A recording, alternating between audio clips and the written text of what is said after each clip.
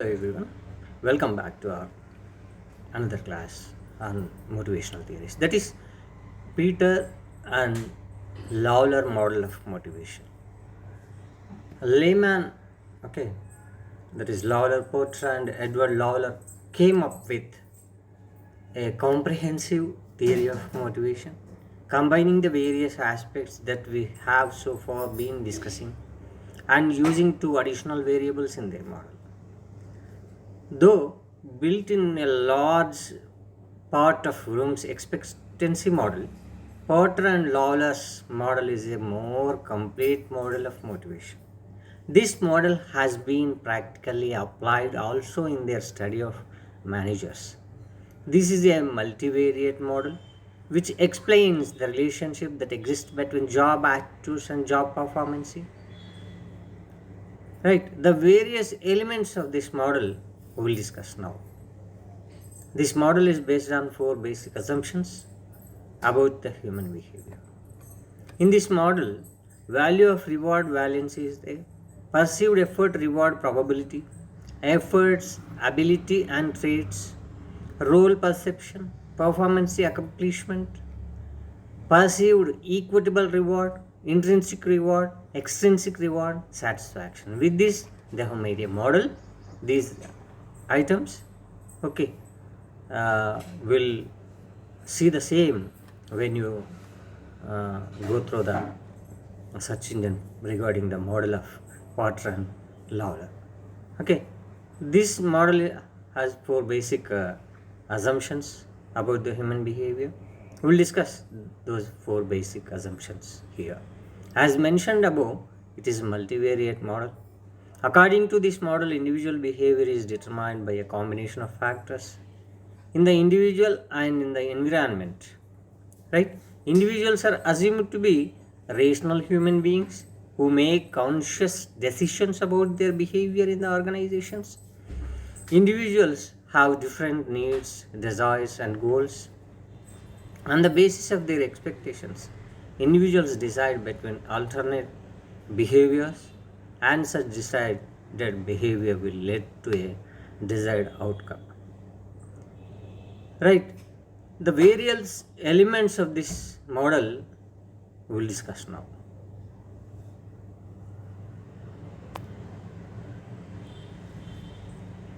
Various elements of Porter and Lawler model of motivation. Okay, one is effort. Effort refers to the amount of energy which a person exerts on a job. How much effort? Generally, we ask how much effort they have put, and based on that only, the compensatory plan will be framed.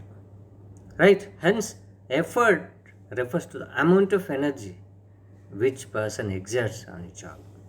Okay, amount of energy that a person exerts on a job. Value of reward. First of all, people try to figure out whether rewards that are likely to be perceived from doing a job will be attractive to them. This is referred as valency in Bloom's theory. A person who is looking for more money, for him, for example, extra vacation time may not be an attractive reward. What is value reward? Okay, people try to figure out whether rewards that are likely to be received from doing a job will be attractive to them. Generally, all rewards may not be attractive to all the people. People have their own perceptions regarding the rewards. Example, extra vacation time may not be attractive reward for some people. If the reward to be obtained in attractive or valiant, then the individual will put extra efforts to perform the job. Otherwise, he will lower his effort. Right? When it attractive to him, then only he will put more extra effort. Right? Next, perceived effort reward. In addition, before people put forth any effort, they will also try to assess the probability of certain level of effort leading to a desired level of performance and the possibility of that performance leading to a certain kinds of rewards. Right? Based on the valency of reward and the effort reward probability, people can decide to put in certain level of work effort. If they are not satisfied with the probability of certain level of effort, they don't want to put effort. And the another is performance. Effort leads to performance. The expected level of performance will depend upon the amount of effort. The abilities and traits of the individual and his role perceptions. Abilities include knowledge, skill, and intellectual capacity to perform the job. Traits which are important for many jobs are endurance, perseverance, and global directness. These are most important to lot of jobs. Many jobs will require these traits. One is endurance and the perseverance, and the goal directedness. Thus, abilities and traits will moderate the effort performance relationship. In addition, people performing the jobs should have accurate role perception, which refers to the way in which people define their jobs. People may perceive their roles differently. Only those who perceive their roles as is defined by the organization will be able to perform well when they put forth the requisite effort. Right? And another one, that is element of this model is rewards.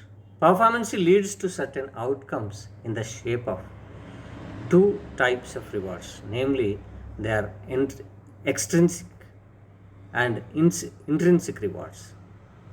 Extrinsic rewards are the external rewards given by others in the organization in the form of money, recognition, or praise.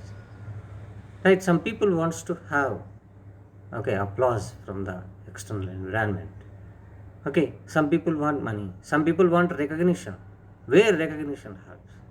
Where the in social, in the society, social norms, they want recognition from their peers, from their group members, from their organization. Intrinsic rewards are internal feelings of job, that is self-esteem and sense of competency that individuals feel when they do a good job. Right? Intrinsic rewards are nothing but internal feelings of job. Self-esteem, when you have joined your job, that will encouraging your self-esteem. And sense of competency, people who are competent only get job in that organization. That feeling gives more confidence to you. Individuals, when they do good job, certainly they possess self-esteem and sense of competent. I'm competent, that's why only I cracked this job. That is the notion of the people. Those who, because of intrinsic rewards, they are, and they make the people to employees to work more for the organization. And the other is satisfaction. Satisfaction will result from both extrinsic and intrinsic rewards. However, for being satisfied, an individual will compare his actual rewards with the perceived rewards. If actual rewards meet or exceed perceived equitable rewards, the individual will feel satisfied. And if there are less than the equitable rewards, the individuals will feel dissatisfied. Right? That will be the satisfaction. People why get motivated?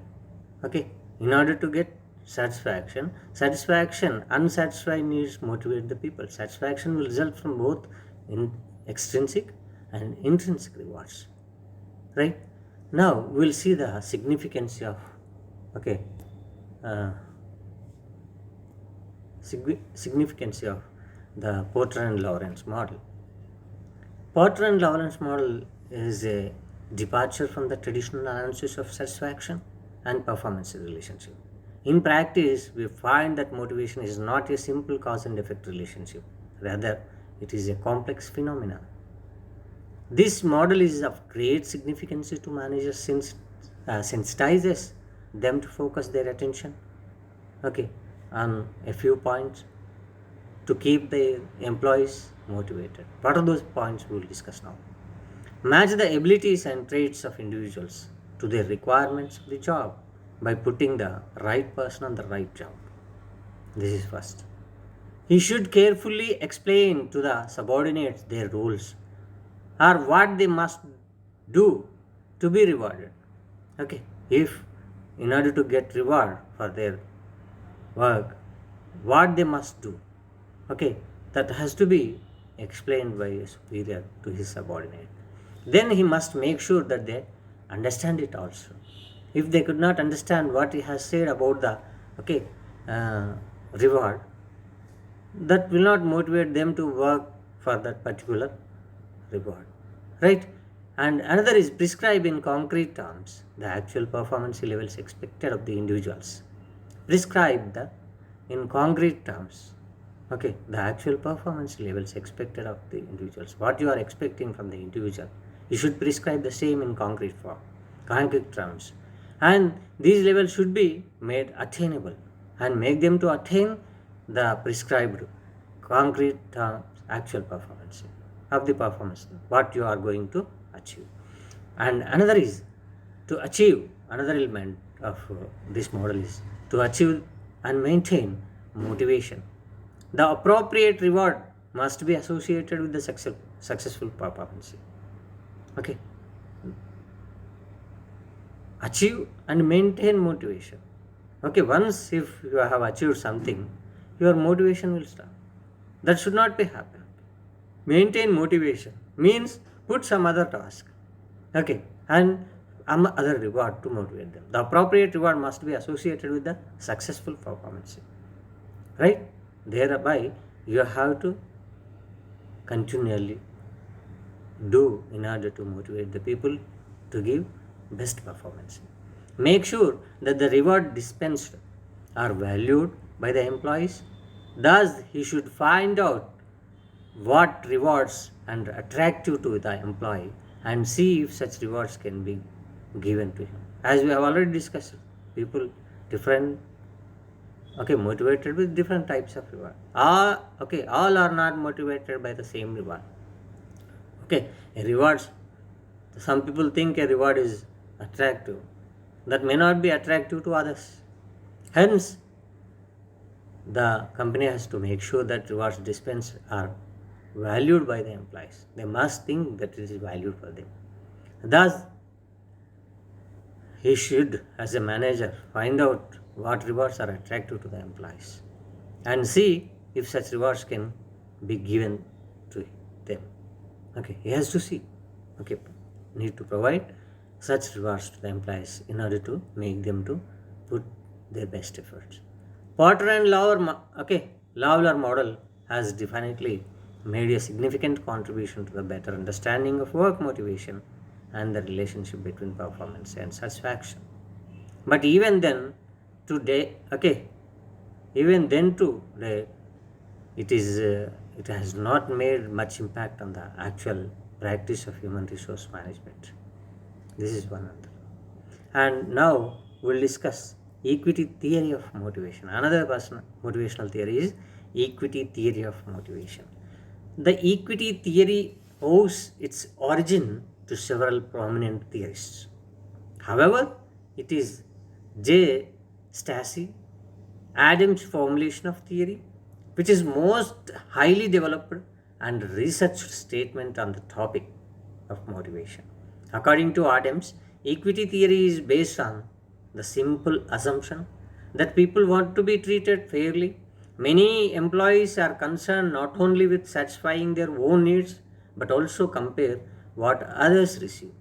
The theory defines equity as the belief that we are being treated fairly in relation to the others, and inequity as the belief that we are treated unfairly in relation to others. Employees feel satisfied or dissatisfied with comparative observations of their friends, neighbors, and colleagues. Certainly, we compare the rewards given to us, and we will get satisfied. If we compare with others, sometimes we may get dissatisfied. If they were paid less than you, you may get satisfied.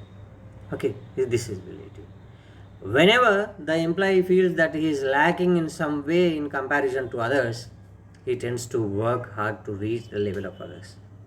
People are motivated by the inequity, then not with others. Right? Equity theory. Generally, who have performed same will be given same reward. Why we are making such discrimination in giving reward? Because of their performance. The inequity, okay, will motivate the people to attain the best things. The inquiry, the equity theory helps in understanding both the cause and the likely consequences of feelings of unequitable treatment among organization members. Adams has defined two specific words, namely person and other. Person is any individual for whom equity or unequity exists.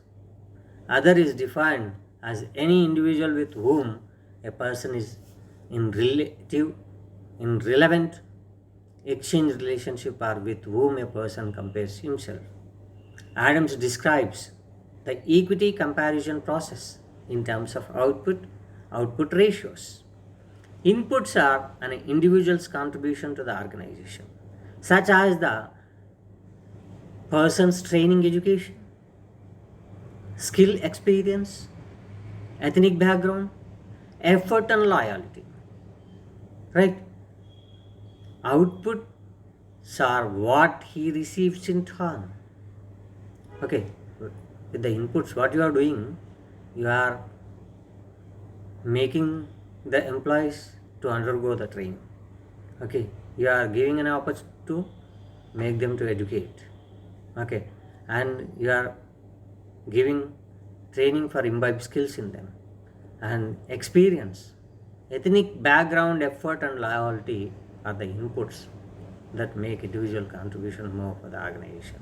And an individual can receive many positive and negative outcomes from the organization. The outcomes which an individual receive are in the form of pay. Okay.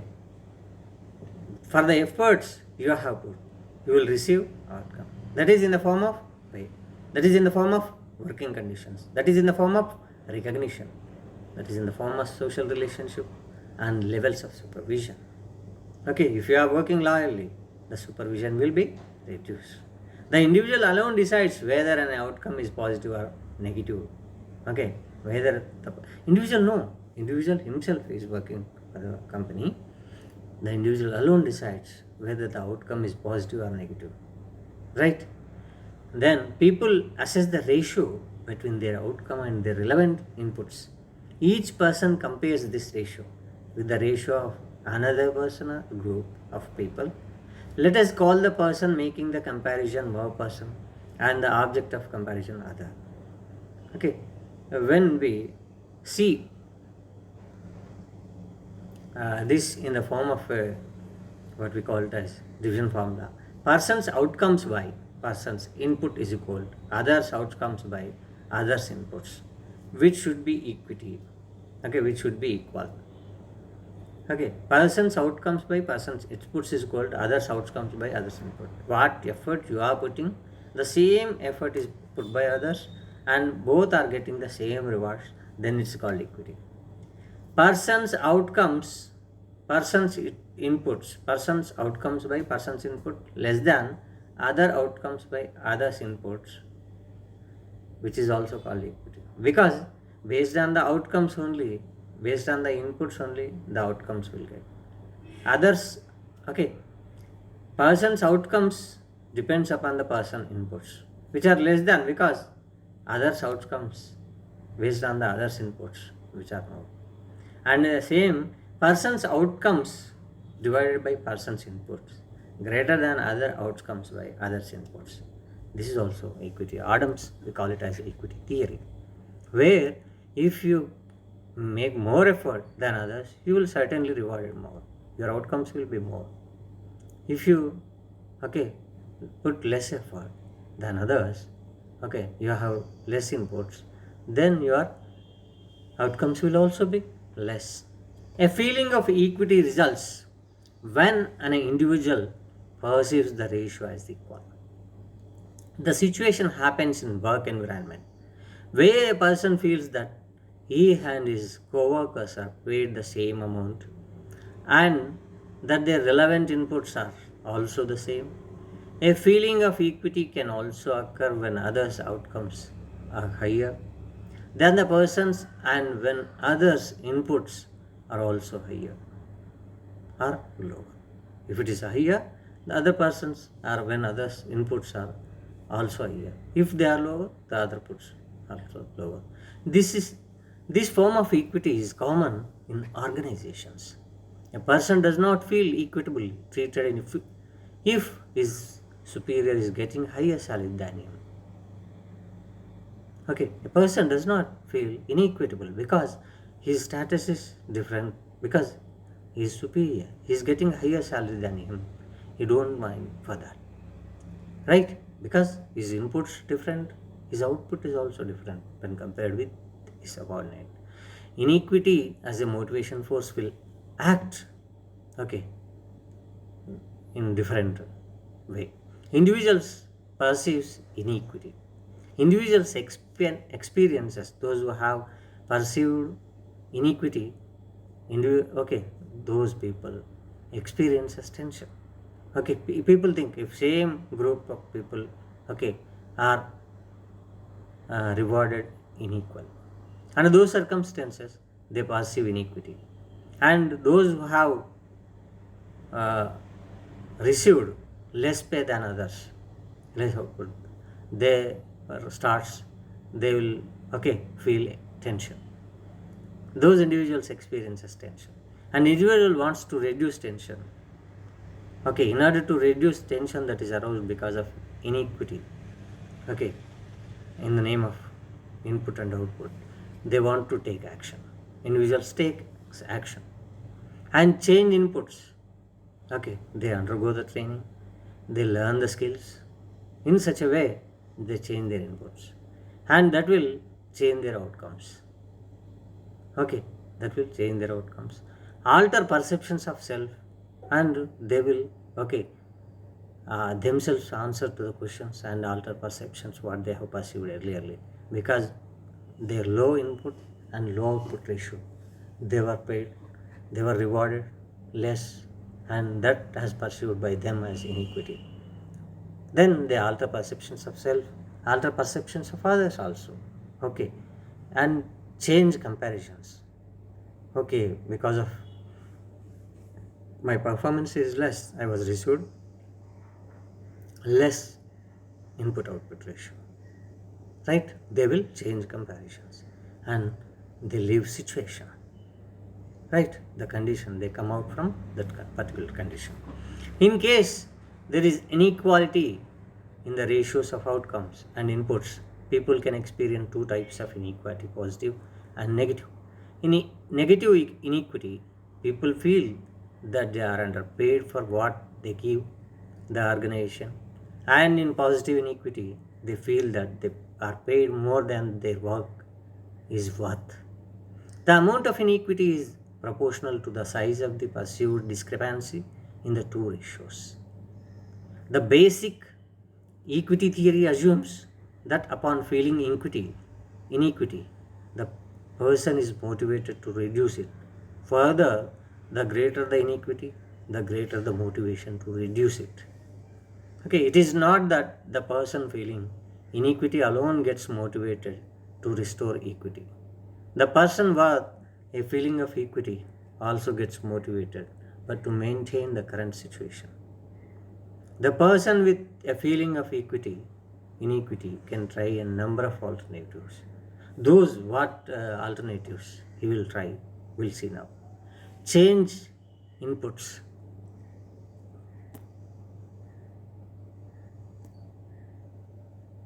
Okay, change inputs.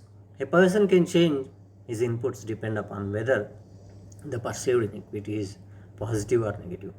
Under a condition of negative inequity, he may reduce his efforts, productivity, or quality of work. Under a condition of positive inequity, he may increase those inputs. Right? And another alternative that he has is change outcomes. A person may attempt to change his outcomes by requesting a salary increase or asking for a bigger office.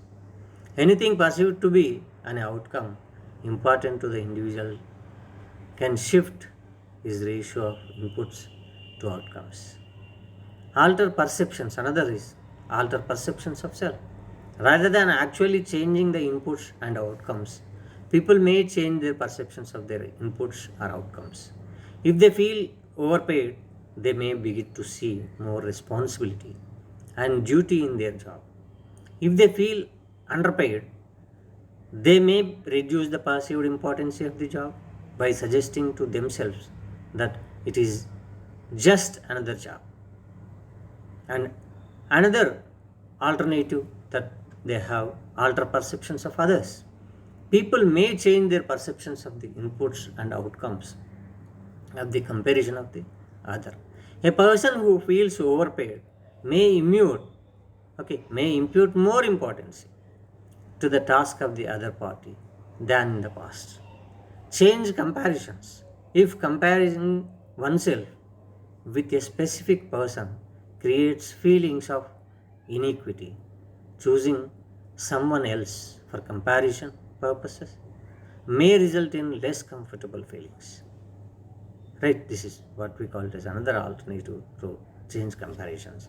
And one more alternative they have, a leave situation. A person may withdraw from the situation that produced the feelings of inequity. Okay, he don't want to stay because that may subject him to tension. Okay, the withdrawal can be permanent, such as leaving the organization also takes place sometimes, and they may leave for some other organization. Or it can be temporary, such as increased absence of tiredness.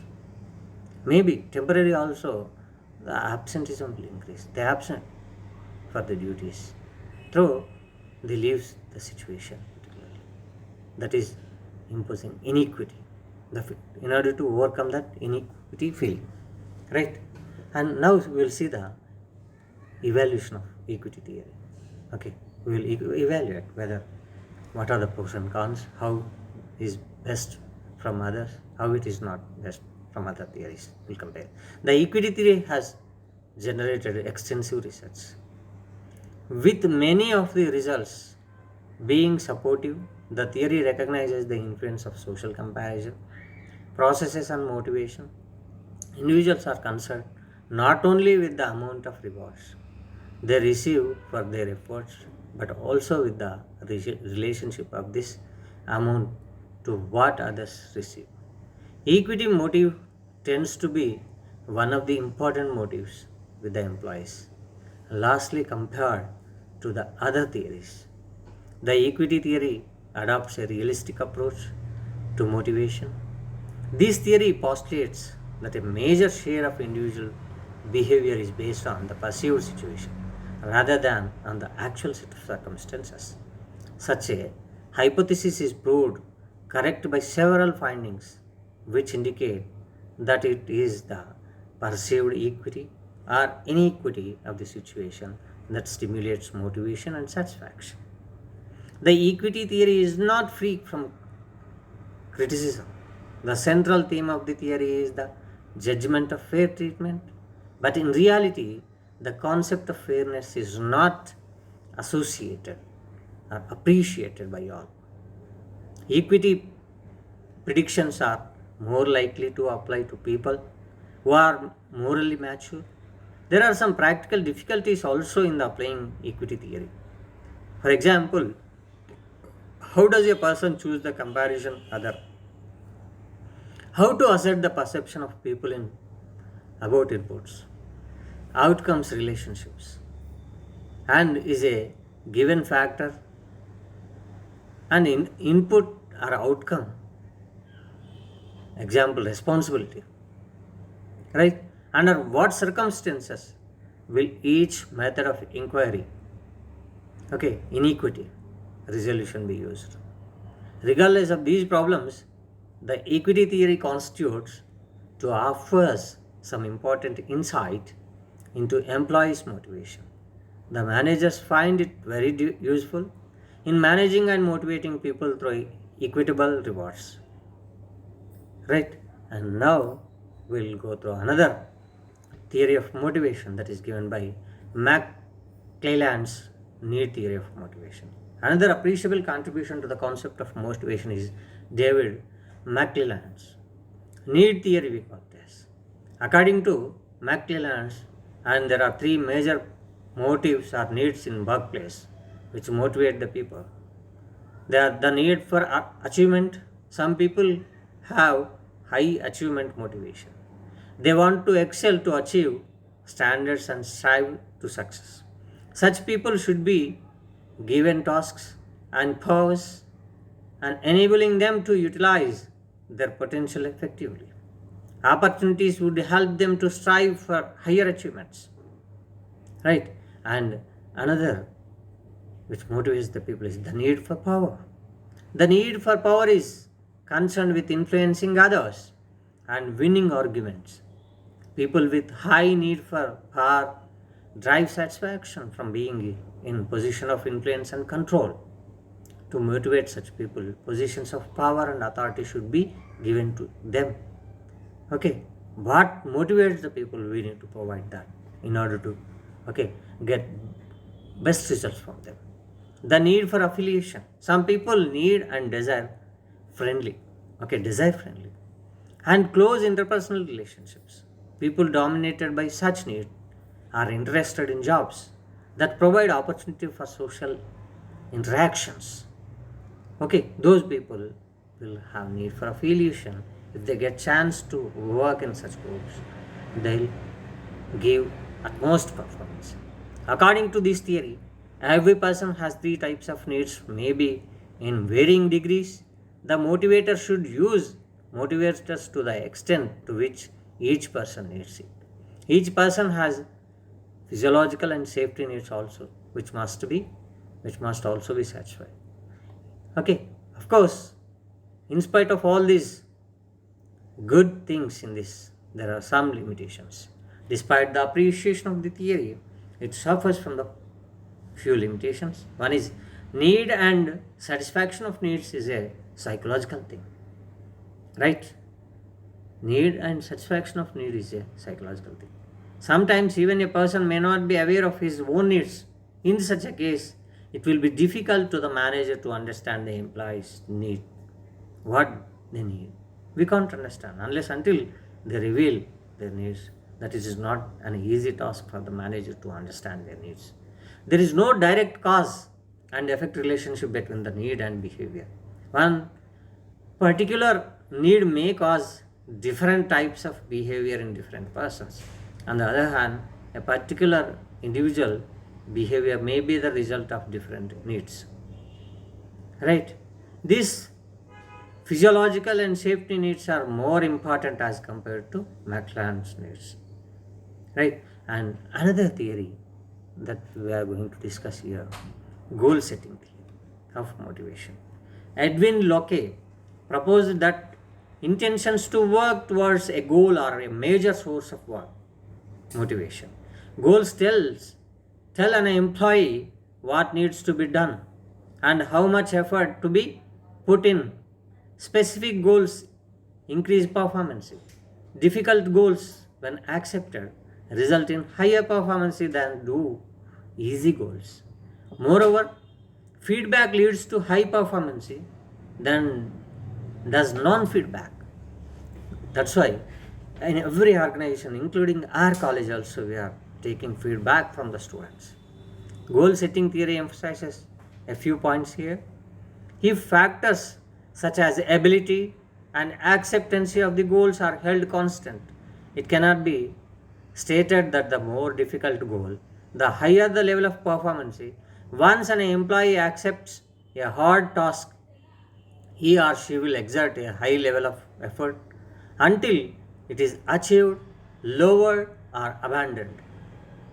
People will do better when they get feedback on how well they are progressing towards their goal, because Feedback helps to identify discrepancies between what they have done and what they want to do.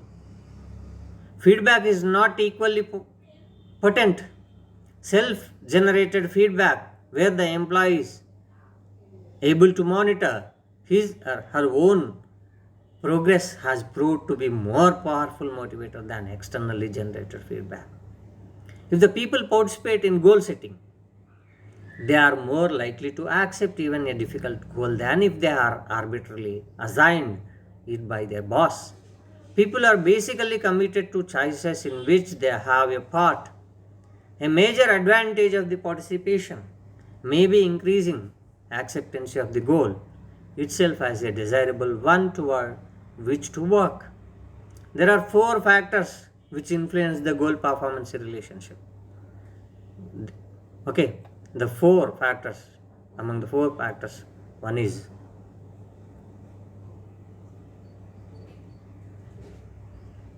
goal commitment. Goal setting theory assumes that an employee is committed to the goal.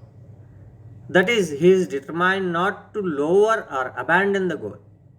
This will more likely happen when the goals are made public. When the employee has an internal locus of control and when the goals are self set rather than assigned. And another factor is self efficacy. Self efficacy refers to an individual's belief that he is capable of performing a task. What is self efficacy? Individual's beliefs that he is capable of performing a task. The higher the self efficacy of a person, the more confidence he will have in his ability to succeed in a task. In difficult situations, people with low self efficiency are more likely to lessen their efforts or give up altogether, whereas people with high self efficacy will try harder to master the challenge. Moreover, people with higher self efficacy respond to negative feedback with increased effort and motivation, whereas those low in self efficacy are likely to be lessen their efforts when given negative feedback. Right? And another factor is task characteristics. Research indicates that individual goal setting does not work equally well on all tasks.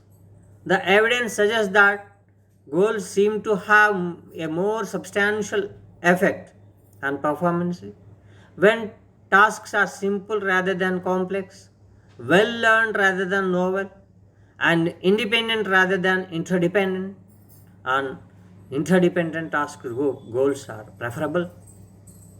And national culture, another is goal setting theory is culture born. It can apply in countries where the employees are reasonably independent, where both managers and employees seek challenging goals, and where performance is considered important by both. It will not lead to desired performance in countries where opposite conditions exist. To conclude, it can be said that hard and specific goals are a great motivating force, and proper conditions these can lead to higher performance. However, there is no evidence to prove that such goal will lead to increased job satisfaction. And another theory of motivation is reinforcement theory. Okay, after completion of this, we will conclude the session. Reinforcement theory is a counterpoint to the goal setting theory. These theories are at odds philosophically. Reinforcement theories believe that behavior of people environmentally caused. They argue that one need not be concerned with internal cognitive events. What controls behavior or reinforces any consequence that when immediately following a response increase the probability that the behavior will be repeated. Strictly speaking, reinforcement theory is not a theory of motivation. However, it provides a powerful means of analysis of what controls behavior. Reinforcement is not an important influence on behavior. However, only few scholars are prepared to argue that it is the only influence. The behavior one engages in at work and the amount of effort one allocates to each task are affected by the consequences that follow from one's behavior. Okay, with this, we conclude the topic of motivation, and thank you for listening. Right. I'll